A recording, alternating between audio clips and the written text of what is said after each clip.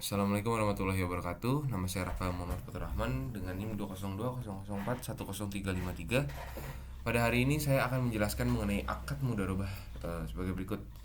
Yang pertama, mudharabah adalah bentuk perjanjian kerjasama antara pemilik harta kepada pihak lain untuk dibisniskan.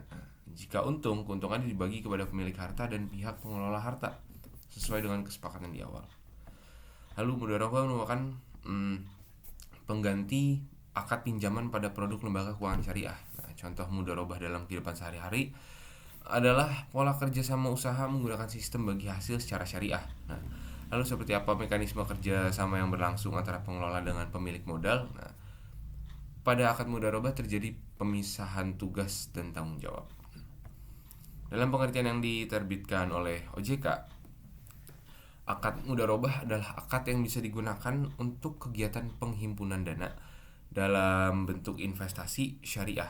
Nah, investasi syariah yang dimaksud hadir dalam bentuk yang pertama deposito, kedua tabungan, dan bentuk produk perbankan lainnya. Dasar hukum mudharabah itu terdapat pada Quran surat Al-Jumu'ah 10 ya. Apabila telah ditunaikan sholat, bertebaranlah kamu di muka bumi dan carilah karunia Allah.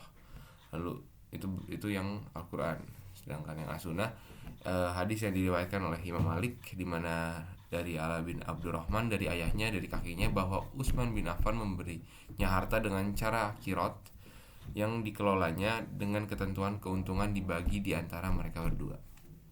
Ini konsep mudharabah.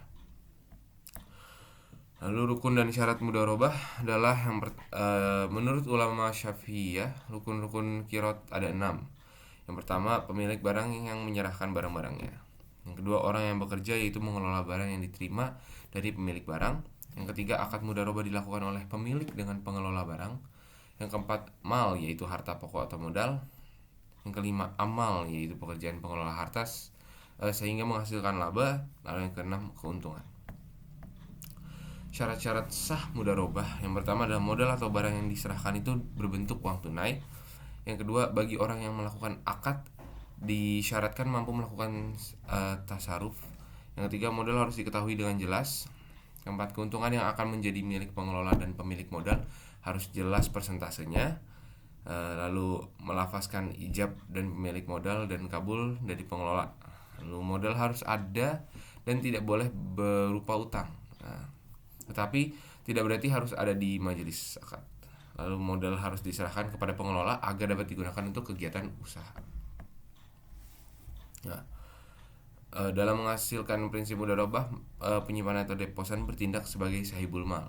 Penyimpan atau deposan bertindak sebagai sahibul mal dan bank sebagai mudharib atau pengelola. Nah, lalu dana tersebut digunakan bank untuk melakukan murabahah atau ijarah seperti yang telah dijelaskan. Nah, akad mudharabah ini menjadi akad yang paling beresiko dari akad lainnya karena merupakan akad pembiayaan yang tidak mewajibkan mudharib mengembalikan pokok pembiayaannya.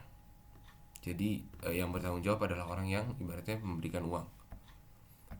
Secara keseluruhan mereka yang akan menanggung semua kerugian gitu. Nah, berdasarkan kewenangan yang diberikan oleh penyimpanan dana, prinsip mudharabah terbagi menjadi dua.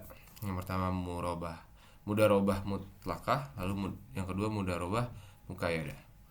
Mudharabah mutlakah ini diterapkan pada kondisi nasabah membebaskan mudharib mengusahakan dananya sehingga mudharib dapat dengan leluasa mengelola dana tanpa ada batasan, walaupun pastinya dana yang dikelola harus di bidang yang halal.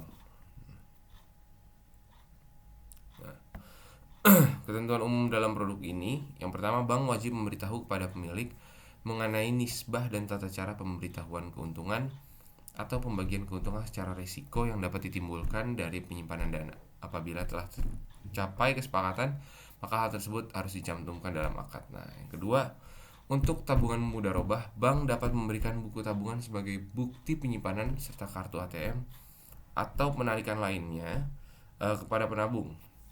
Untuk deposit mudharabah ini, bank wajib memberikan sertifikat atau tanda penyimpanan bilet deposit kepada deposan.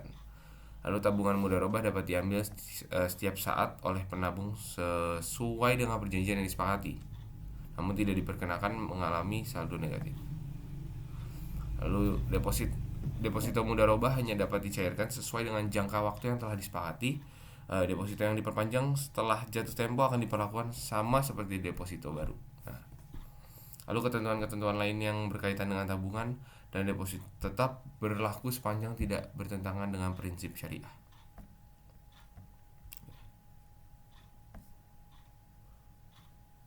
Lalu ada mudharabah muqayyadah. Mudharabah muqayyadah ini jenis mudharabah ini merupakan simpanan khusus restricted investment di mana pemilik dana dapat menetapkan syarat-syarat tertentu yang harus dipatuhi oleh pihak bank. Misalnya disyaratkan digunakan untuk bisnis tertentu atau disyaratkan digunakan dengan akad tertentu.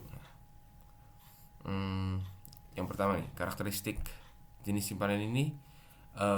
Yang pertama adalah pemilik dana wajib menetapkan syarat-syarat tertentu. Jadi pemiliknya yang menetapkan syarat-syarat tertentu. Yang kedua, bank wajib memberitahu kepada pemilik dana mengenai nisbah dan tata cara pemberitahuan keuntungan. Lalu yang ketiga, sebagai tanda bukti simpanan, bank menerbitkan bukti simpanan khusus. Bank wajib memisahkan dana ini dari rekening lainnya. Lalu untuk deposit mudharabah, bank wajib memberikan sertifikat atau tanda penyimpanan biliat deposit kepada deposan. Lalu mudharabah muqayyadah off balance.